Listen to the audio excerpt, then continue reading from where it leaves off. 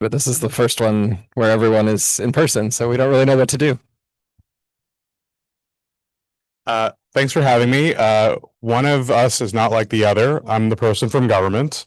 And so there's been a lot of conversation this morning about the why of it. Like, why are we sort of experiencing this? And I thought originally I'd call this conversation bad and the worst, and oh my God, how did we get here? But maybe it's just given where we are in the schedule, maybe it's more of a reflective kind of component. And uh, to give you a little bit of context, 10 of my years I've been in data, 20 of them have been in the Ontario Public Service.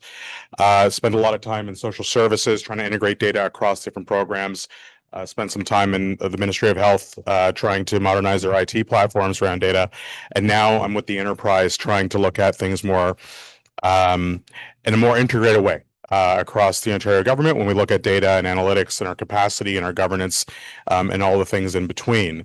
And so a lot of what you'll hear is echoing off of a lot of what you already know, but I think perhaps the value from my part of the presentation today is sort of having giving you a better sense of how we're seeing the problem for where we are, because we very much see the problem and we know we have a lot more to do. Um, because we don't view this as a zero-sum game. There's a lot of data that was alluded to that there's dark data. We don't need to collect more data. There's plenty of data that we're not leveraging enough, and that we all actually need to work better together to use the data for different purposes. And so that involves the research community. That involves our communities writ large. And with that, it was alluded to a few times, and I'll talk about that.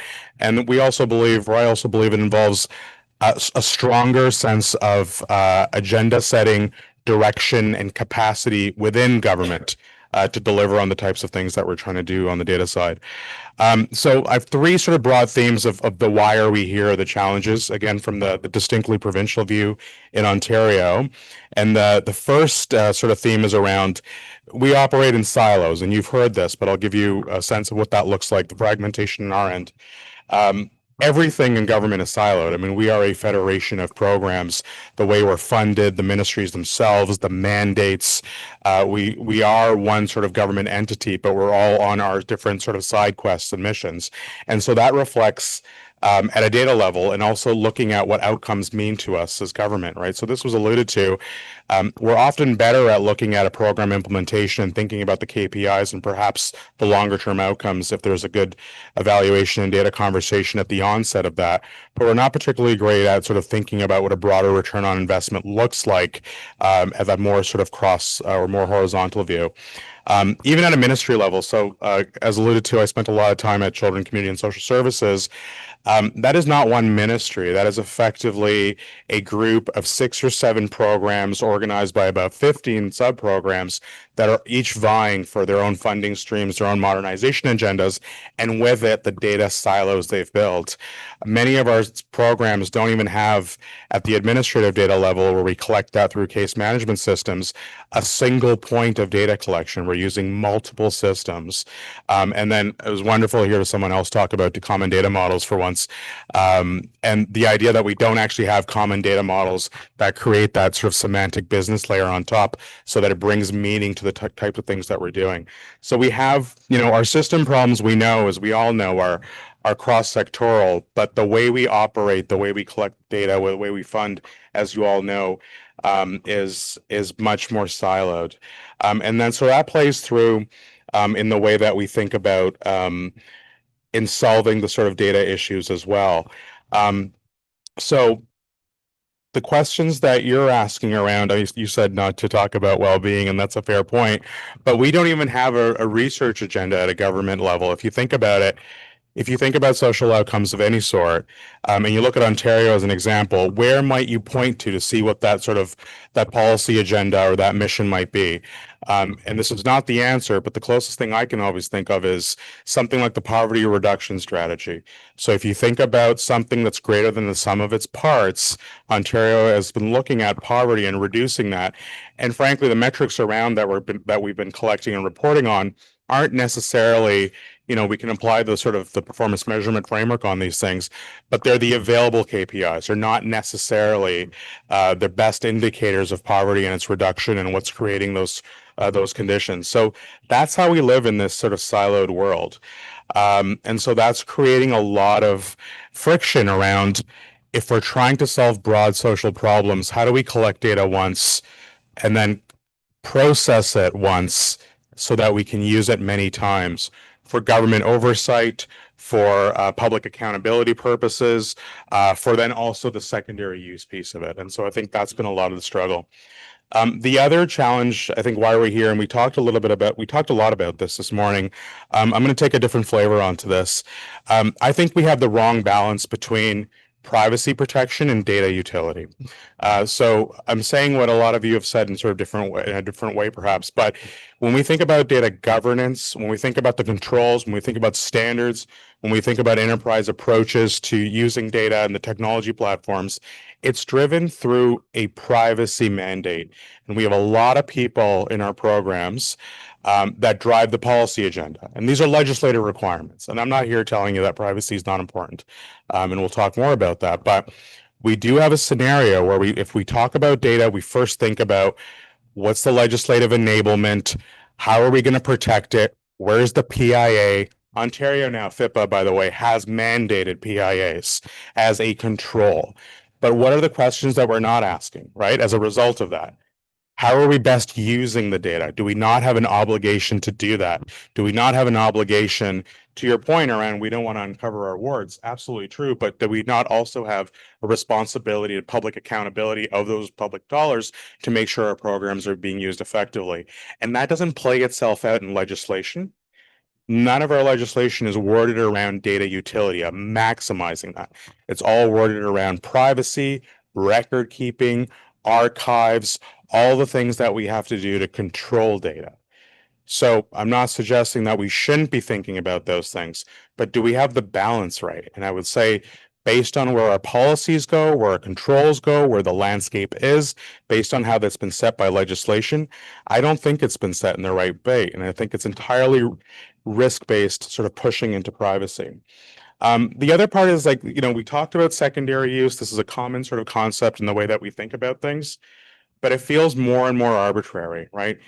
When we think about data uses today for data science, for more and more AI sort of use cases, the way that we store that data, the way that we apply the tools to it, the skills and the people required to do better with that data, we're not really differentiating between primary and secondary use. But again, as a purpose of control, we've decided that secondary use has to have all of these additional requirements and controls and all of these extra hoops that we have to run. And it does become entirely arbitrary. I'll share, hopefully this will follow, but in Ontario, we have social assistance, which is a collection of two programs, Ontario Disability Support Program and Ontario Works. These are entitlement programs. We can have a conversation about rate adequacy and those sorts of things, but basically, based on the way the rules are set today, if you're eligible, you're in. There's no wait list, you're in. So as you might imagine, it's an $11 billion program, which means every month, Ministry of Finance is very interested to know what the caseload expenditure is and might be. The shop that I used to work in got very good at forecasting caseload expenditure and caseload, dollars and people. And so all of a sudden, this sounds like secondary use, right? This is sort of forecasting, planning.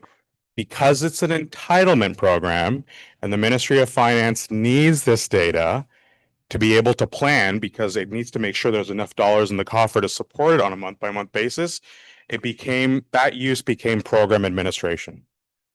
So it's just to illustrate how arbitrary, in my mind, things like program administration versus planning are. And so why have we created these separations in these two spaces? And the third is, we talked a little bit about social license. I don't think we have the right social license in play because there's a lot of misunderstanding about what data is used and how. I think it was Ted, I believe, this morning that spoke to this really well about A lot of people already assume that we're doing all the things that we're doing with data, but a lot of people don't have a good understanding of it. And we're not doing ourselves any favors by the way that we craft consent language, by the way that we communicate data use online, by the way that we just describe to the public how these things are used. And we had a good conversation this morning about First Nations data governance. And as we think about other communities that worry about how government data is used, and Black and racialized communities as well, they're not engaged in how data is collected or used or how those results are interpreted. And until we get that configuration right, I think we're going to have a hard time trying to push more and more in this space, especially with AI, but especially in general. We already have communities looking at us believe with great level of mistrust about how we're using data, for example, to make funding decisions that impact their communities directly, especially in social services and housing. And there's a real sense of inequity of services and supports in that space. So I think that's a challenge that we have to kind of rethink. And the last thing I'll talk about is we don't have the maturity in government. I mean, we need a collective sort of all hands-on approach to this. We need the research community. There's been talk about, and we talked about it this morning, the sort of data trust concept, right? Where you can have a third party, proficient, sort of tech savvy, come in, manage your data. I think these are options we should be looking at, but we should also be thinking at what's government's own capacity to do reporting, to do analytics, to get into data science, to figure out how to build AI experts in-house. A lot of the work that, and this is now going back, 15, 20 years, I think the conversation is different, but I think a lot of the work that drove the use of administrative data, particularly in the research community, because government just didn't know what to do with data. Right. And so I was like, well, I don't know. Here's a report. It comes out of my system. You deal with the rest of it. That sounds cool. And I think that's really driven the environment. I promise you, there are some of us and more of us that are in government that are trying to change that mentality and build the capacity, but we're struggling. And I think where that's causing us issues is where we start talking about things like fair. So we are never going to get to a place where we have interoperability in data and accessibility in data in government, for example, where we don't get to a place around common data models. And these are not things that we conceive at a ministry level, at a programmatic level, at a sectoral level. We're just not having those conversations. We don't have robust data governance frameworks in place where we're building standards and policies to promote interoperability. I had a CIO 10 years ago talk to me about, as I was introducing some data strategy somewhere, about, hey, did you know we have a real problem with data? All of our systems, there's about 50 different ways that we collect date and time. My first thought was, you're the CIO and they're your applications, but thanks for pointing that out. And so what ends up happening is you pitch that problem downstream and it goes to the business intelligence layer. It goes to the people. There's all those memes about data scientists, right? The expectation is that you're going to go in and apply deep learning, machine learning techniques, and you're going to be the coolest kid on the block. The reality is you spend all of your time data cleaning. And that's effectively what happens. That's what's happening on our side of it. We know that's what's happening on your side of it as well. But we don't have the sort of maturity and the rigor to think about the importance of standards to promote interoperability just within our own shops before we even start talking about it in that sort of broader sectoral view. So those are some of the challenges that we face. That's not to say that we're not doing a lot to impact that. A lot of the work that we're doing now is to start building these sort of common platforms, both at a technology level, at a governance level. We're pushing a lot of work right now to create standards that are focused on interoperability, but that's also standards that actually go somewhere. So who's got a data quality framework that's been, built and shelved and never used, right? Who cares about another one? Let's talk about operationalizing it through tools and through technology. And so we're doing a lot of work in that space. But I'll sort of end there. I just wanted to give a sort of perhaps a more unfiltered view of how we see the problem, which is very much, I think, of how many of you of us are seeing it here today. Thank you. Thank you.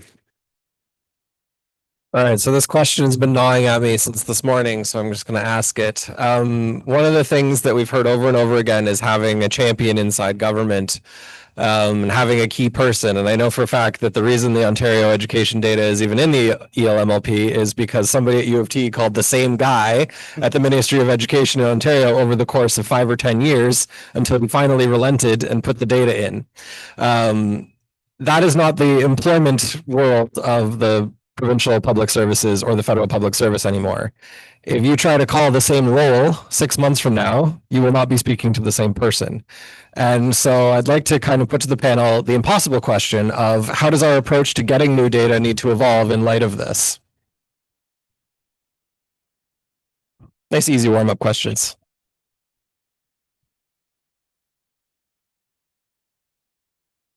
Not so much turnover as it is jumping between different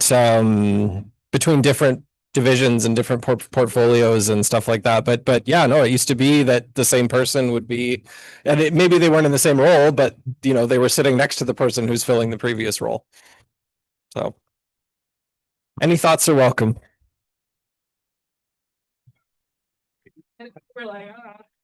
Thanks, Grant. I'll try to start. This is tough. I mean, I think it's true. We have more of a carousel at some points, at some places, organizationally. I have found in my experience in this space, the most success that we've had of getting more data out and accessible to our research partners, to service delivery partners, to federal municipal partners has been relationship based. It's harder to maintain a relationship though if there's a bit of a carousel there. I think where I'll take the question maybe is one of the other challenges that we have is that we don't, we talk a lot about data as a strategic asset. I'm sure you've heard that, right? It's the new oil, blah, blah, blah. Cool. Other strategic assets, capital, finances, these have chief executives that are horizontal across organizations, right? They set direction, they set standards, they make decisions, they drive a strategic direction around data sharing, utility, partnerships, whatever it may be. We lack those types of roles. Federally, there are some departments that are doing a great job of that. Provinces, we have chief data officers in Alberta, for example, and other places, but we don't always have those. And so if you can't attach accountability with a function, I think that also becomes a real challenge for us.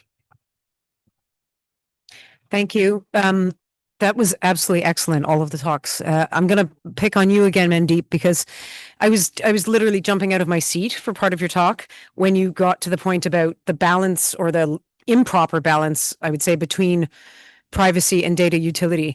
I want to congratulate you on noticing that. I had to leave the country for 12, 13 years in order to be able to see that. And so coming back to Canada, this isn't just an issue around data. This is, if I'm allowed to say this, a cultural trait of risk aversion and fear.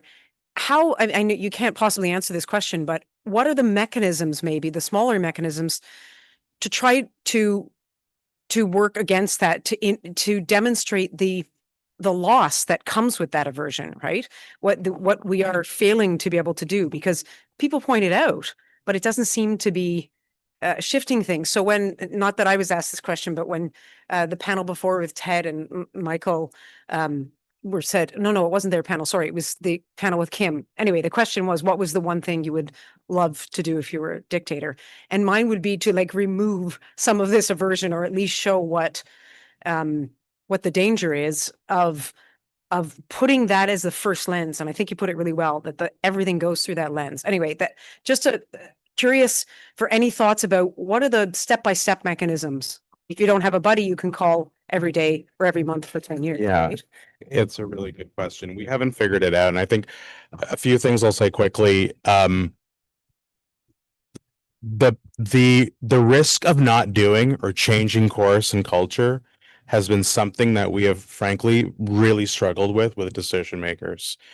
Because at the end of the day, in the broader mass of financial, social crises, day-to-day politics, in the moment, in the calmness, everyone buys into the data. I've never had to sell anyone about why we should do this, but then no one sort of follows up with the blank check or whatever the mechanism is to then make it happen. in the context of that. And I don't know what the magic sauce on that is. I mean, the Ontario Auditor General came out with a report last year around what was it? What gets measured, I'm forgetting the title of it, but effectively it was we can't have government accountability if we don't have the right measurement and process around our programs, and it's creating a public accountability problem. And when I saw that, I was like, amazing. This will be the thing that starts driving that culture shift. And in some areas it did, but in others it didn't. So I don't know. As far as the magic wand, though, I will say, in some places StatCan does a better job of this. Of course, they're mandated, but there's effectively, if you look at the legislation and some of the mandate verbiage, it's about using data in the public interest. They're mandated to use data in the public interest, and we don't have legislation like that. We're not mandated to do good things with data, like public data for public good. Now you're going to ask me, what does public good mean and who makes those decisions and the ethics around it? But those are the good conversations to have. There's no mandate anywhere to do that legislatively or otherwise. And so that's the struggle. The data is a nebulous sort of idea, unlike capital or a program investment or something like that. There's a question. Oh, sorry, Beth, go ahead. Yeah. I'm just going to circle back to knowledge mobilizing and showing what you're doing. So in the education space, there's been a lot of FOMO of some of the provinces that have not been getting research done. And so there is something about showing all the good work that BC is getting out of it and all this quick policy work that researchers are doing for them for free. And there's definitely been provinces who have some significant FOMO and that are exploring ways to do it. So that's another reason to knowledge mobilize. I sound like Shirk right now. We need to knowledge mobilize.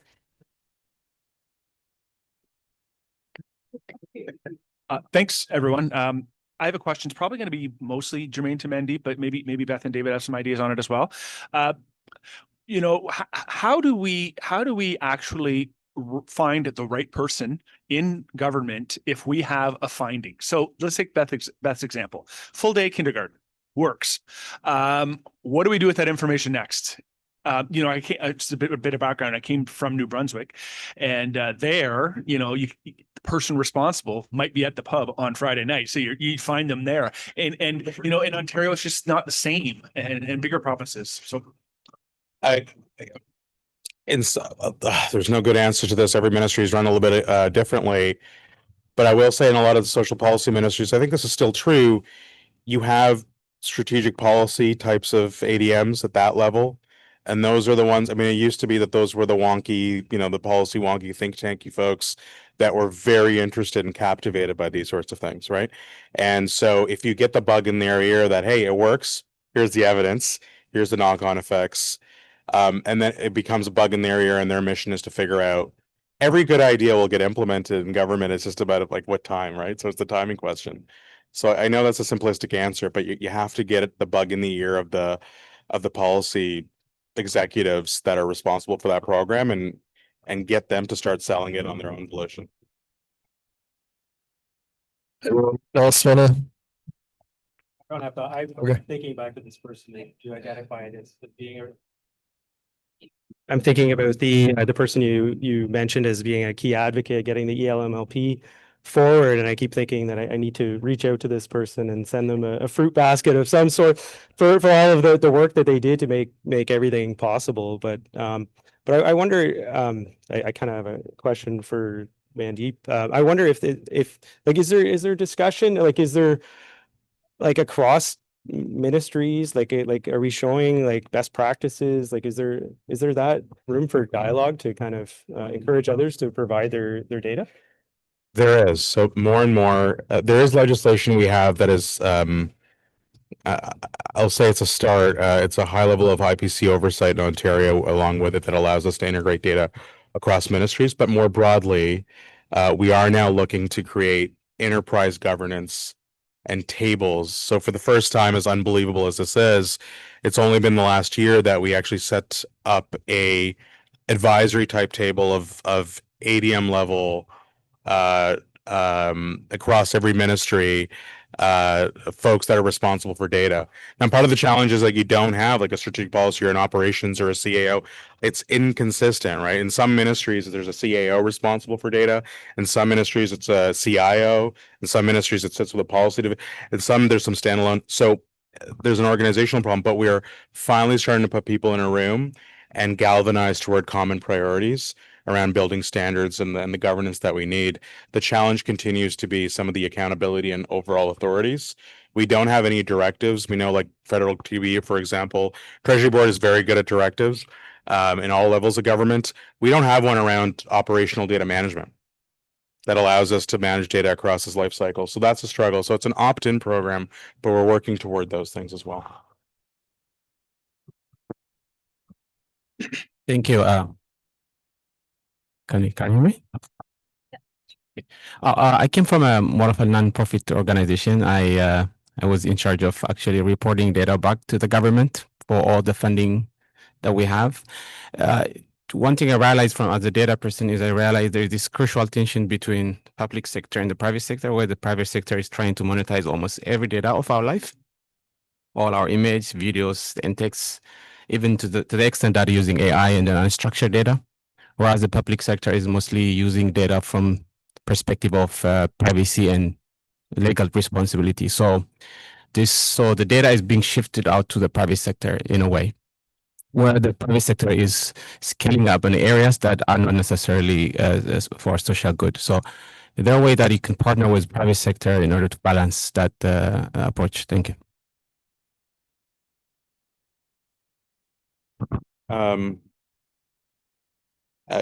What I'll say is there's a lot of interest in data monetization across the board. A lot of it's driven by private, but I think government too is thinking about, hang on, if we have utility and that this is an asset, should we not also be able to sort of monetize and use, right? And we see models of this. Like, for example, Canada Post has very rich location data that they figured out how to use. So I think for me, it's one element is the public-private partnership. The other element is about the custodianship and the rights of the data, and ensuring that they're shared and that public sector, for the right purposes around privacy, this is where I will go back to privacy, has the ability to ensure the custodianship or the sovereignty of that data in all instances. But the other challenge, though, is the net loss. I will say, without naming specific organizations or contractual agreements, the Ontario government currently, and all governments do, actually allow third parties to take charge of that data and to provide financial value of that data to other business interests. Well, that's just lost revenue, right? Like, that's your P3 model, perhaps, of data. Is that the right model? I think there's many considerations as part of that, but maybe it's a lost revenue opportunity. But we definitely have to think about the data rights and the custodianship of it. Sidewalk Labs, right, was very popular in Toronto, and that's where that data trust exercise or that concept really crystallized in the public's mind. And I think we saw a lot of good arguments for and against as part of that. And I would still go back to why you should or you shouldn't in the context of public trusts in that as part of that conversation. Okay, I'm going to give Mandeep a little break. Beth, the CADA sort of 8 data, the stuff that you're most interested in, the report card information that the ministry would get, the real sauce isn't in the letters or the numbers, but it's in the sort of qualitative feedback from the teacher. How do we deal with that problem when we're thinking about CADA 5, CADA 6 data? I would say the real sauce is actually captured very well with administrative data in education. Absenteeism, test scores. This has been shown, like, I hate to be the economist. It's like these kind of things have shown these high correlations with long-term outcomes. Yeah, I mean, would I want everything and everything always? Yes. But I think that even just like looking at absenteeism and looking at suspensions and very basic things, like the bar is so low right now that like I feel like we can't even start to talk about like all the fancy frilly stuff that you're thinking about. But I agree that it's important. So I'm not saying it's not important, but at this moment, like proxying that for, are kids actually going to school would be a really big step ahead. Very low bar. Well, Beth, have I got a data set for you? So this is a comment, which will then lead into a question. So in New Brunswick, we have all that. We have school readiness, provincial assessments, report cards, absenteeism, discipline, health records. So like autism spectrum disorder and so on. And it's only for New Brunswick, but some of that, and this is David, you're alluding to this, is that a lot of our K-12 data plus K-12 data for the other Atlantic provinces has been linked with the PCIS and the tax data at StatCan, but it's because the ministries of education didn't want it to go into the BC model, it's kept, and so data can only be accessed with permission of the four ministries. So it's there, but, and this is the question, is that I know that there are FPT tables, there's around health and education and so on. And I think there's always this fear about, well, all we're doing is exposing ourselves to embarrassment. We lose control of the message. Who knows what kind of people are going to be accessing our data. But to hear it from their colleagues, like in BC, to say, hey, look, the benefits outweigh the cost, because data like that you can put it in the hands of these researchers and get lots of free stuff for it. So do those conversations ever happen at the FPT tables? Around more of the no, see, it's weird as you say that, because the conversations at the FPT table are more around the mechanics of it. So there we're caught up on the culture of it at the FPT table. Am I oversharing? This is recorded, isn't it? Yes. Is more around how do we make the mechanics of it happen? So like the common data sharing agreements and the interoperability, the standards measuring, tomatoes for tomatoes, this sort of thing. That's generally there. But you do have to wonder, is the conversation so focused on that because that's the crutch that we can lean on, knowing that that'll keep the conversation going versus meaningful progress? That's pretty cynical as I say it, isn't it? Maybe we'll strike that from the record. Who knows? Anyone else have any questions? Yes. Oh, thanks, Tess.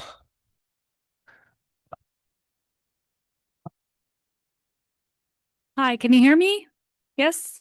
I hope. Okay. I'm just wondering, like, we kind of understand the Canadian scenario with education data. Is there a federated country elsewhere that's doing education data right and something we could follow? Like, is there a gold standard or like a silver standard or something out there that we could replicate?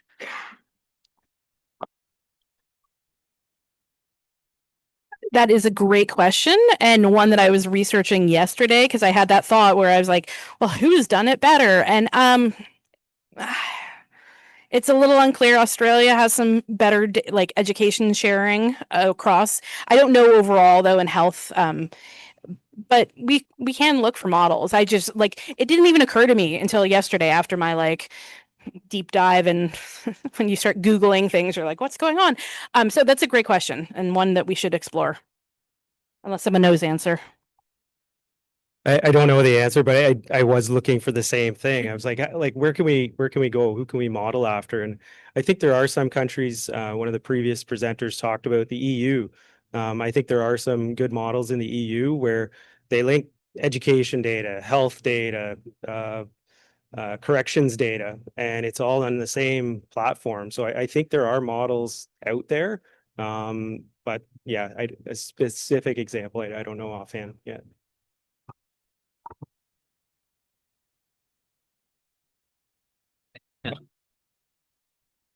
So I've already said to a few people around, so if this question is reflective of that, it's a bad question, I apologize. But I guess I can see two things on the table, and I'm trying to see where is the work. Is this talk about linkage? And linkage could be productive in that, okay, we're going to get another institution like they're in education and we're going to get health. But it also, when I look at, and I've started to try to look at data to find things that have set of variables I might like, I can't find anything. And so it seems like if I wanted to measure social background, one's occupation, dad's occupation, or family, education level, I haven't been able to find anything. So another point of data leakage is to broaden the number of things you can use to even measure the things you already can measure in one data set. And which leads me to the question is there any work going on just finding the things we can measure in the data sets that we collect instead of getting to other data sets that also have limited measures? I don't mean that in a critical way. I'm just trying to figure out where the work is being done. Thanks. Yeah. I mean, I think the ELMLP with the linkages that they're trying to do with, I'm thinking the National Graduate Survey does rich in some of those measures, looking at like socioeconomic background and some of those indicators. But again, then you're dealing with subsample analyses once you make that linkage and your coverage declines. But this is kind of the point that I was trying to make, and I think it's a great one that you re-raised, is that yes, we have these linkages ability to link, but we need to make sure that the use and the impact of these linkage environments are expanding, and we're constantly looking for gaps in the measurement and finding new data sources or data sources that are already out there. Some may not be linkable. They may not have the keys to be able to identify those individuals to even link to some of these environments. It just may not have been part of the way the data have been preserved. But I think that's a great point. Yeah. In general, we don't like to collect demographic data at all. I don't know why. Again, this is a mystery to me. Like U of T even didn't know like demographics of their own students until maybe 2 years ago they started collecting it. So there's just a culture of not wanting to have demographic data. Like it's a mystery to me. But it is a thing that is across all data spheres. Anytime you get good demographic data, you're like, oh my goodness. And I'm even talking about stuff like, sometimes they don't even want you to know if the kid was in French immersion because that proxies for SES. So yeah, sorry, bad news. And yeah, demographic, that's a great one. And we struggle with this because we see the broader value in being able to, barriers to service and those sorts of things. So sociodemographic is one that comes up. It's a bit of a political sort of thing, right? I had two quick thoughts. One was there are interesting, this should all be driven from a research agenda, the way we're doing linkage in any investigation, whether it be of a singular data set or program or, taking multivariate from different programs through linkage environments, sophisticated or otherwise, but they should be generated from policy questions or service design questions, right? Like, are we noticing differences in outcomes for X versus Y, or certain things happening this way versus that way? So as long as there's lots of questions that can be answered just through a single data set or others, but there's also a real value to like the exploration element of it. And I'll give you an example. We linked social assistance data with health data, drug usage data, which we actually had to do a data sharing agreement with the ICS, not the Ministry of Health, ICS as a ministry, figure that one out. And it turned out we were looking at differences in outcomes for social assistance clients. It turned out we anticipated that for the primary recipient on a ODSP caseload, that's the Ontario Disability Support Program, they had an increased usage of psychotropic drug use, and a significant difference, right, from the non-disability from someone on Ontario Works, versus. But we also noticed significant increase in the non-disabled adult in that family of psychotropic drug use. And that wouldn't have happened if we hadn't done that sort of linkage. And then there was an interesting question. Hang on, why? Like, what's the underlying prevalence? And so that instigated a whole different line of inquiry. And there's many of these examples, right, where there's value in bringing data together, generated to, a basic sort of hypothesis. And then you get some very interesting results that warrant further exploration.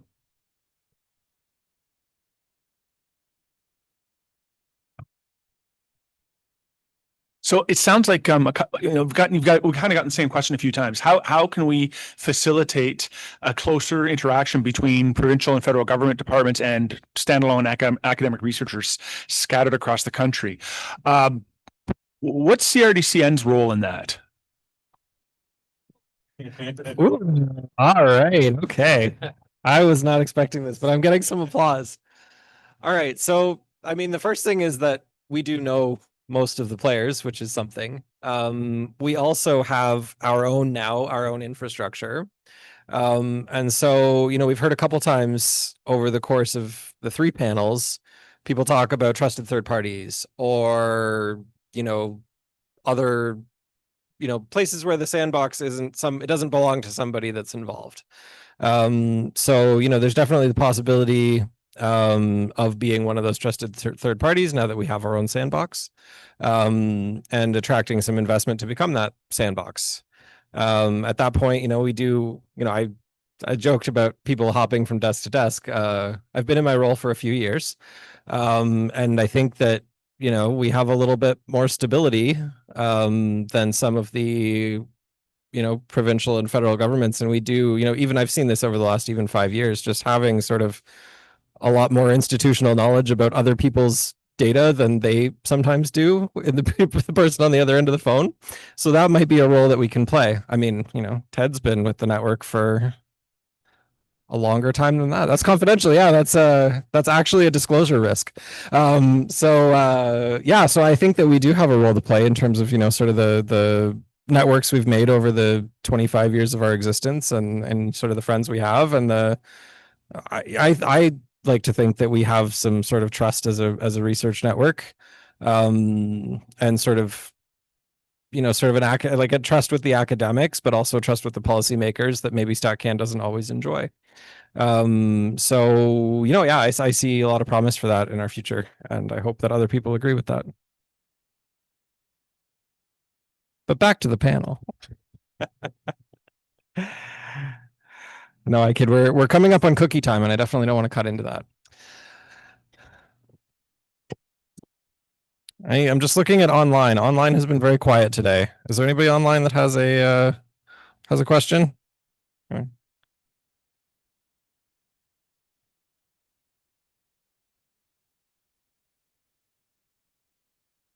Okay. All right. So one of the things with social development that I alluded to in my sort of little slide was that there are so many players, and some of the players in the sort of early childhood space are not masters of data. I'm thinking particularly of daycares.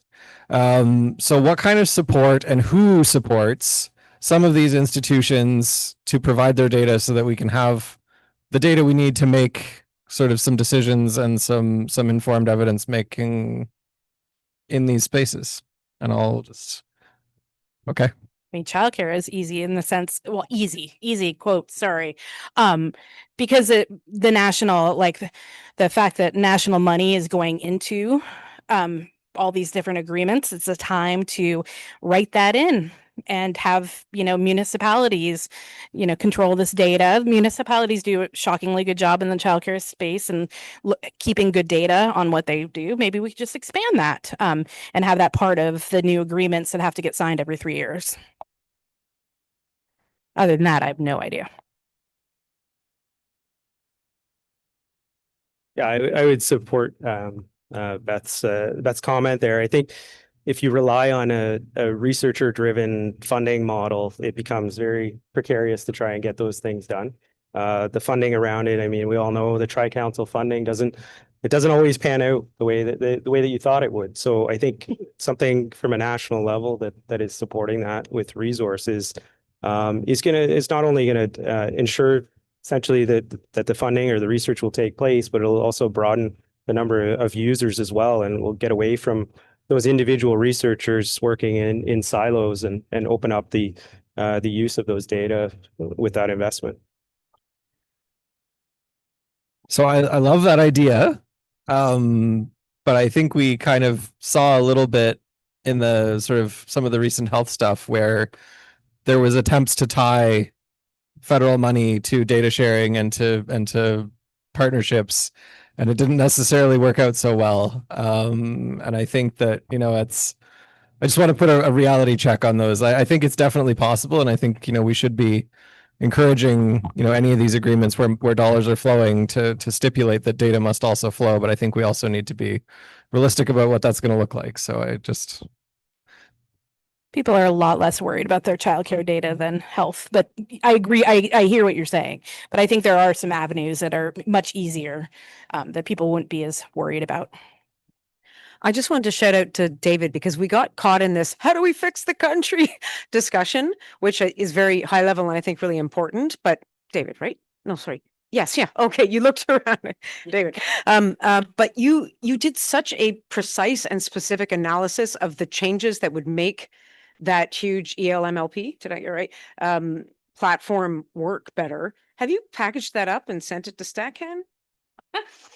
No, but I can do it tomorrow. Well, I mean, No, I have, yeah. there's the macro level things that we have to deal with, and there's the, not that I would call that micro, but it is specific and very studied, and it comes out of someone who's been desperately trying to use it in all these different ways and sees where the gaps are. So I know, want to just to add to what I think Grant's excellent response to what CRDCN can do.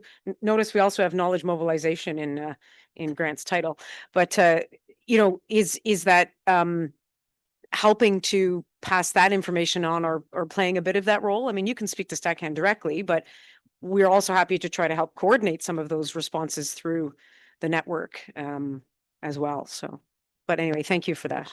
Yeah.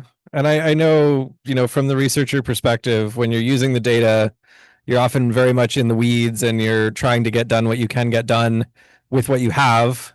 But that is a very good point that, at the end of the process, sort of reflecting on, okay, where did I feel limited, and is there an easy fix to that, and can I share that up? And I think, certainly when you're doing your annual activity report, that would be a great thing to share in some of the comment boxes there. Just a shameless plug.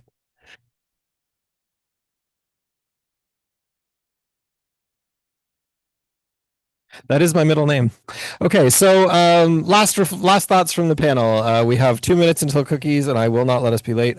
So we'll start with Beth because she's desperate to go first. Cookies. Okay, you could take up a larger share of the time, maybe. No? Okay. David, last thoughts?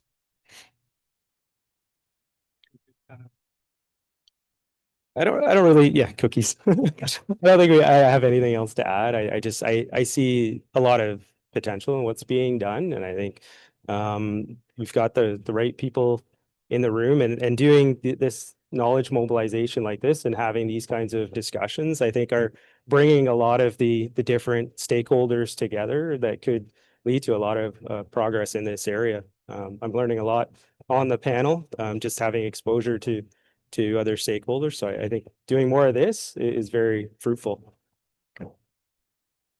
I've spoken a lot. I'll just go quickly, Mike. I think it was to your question too. I think shared research agendas between government and the research community and figuring out how to bring more of the public into that conversation as well. I know that's messy and everything else that goes with it takes more time, but I made the joke when Grant was talking about using the social assistance data, which we took a lot of passion and we're so obsessed with getting it into the CRDCN, like getting into the RDCs. And we expected all this uptake. We had this pilot project. It was early days. It's all good.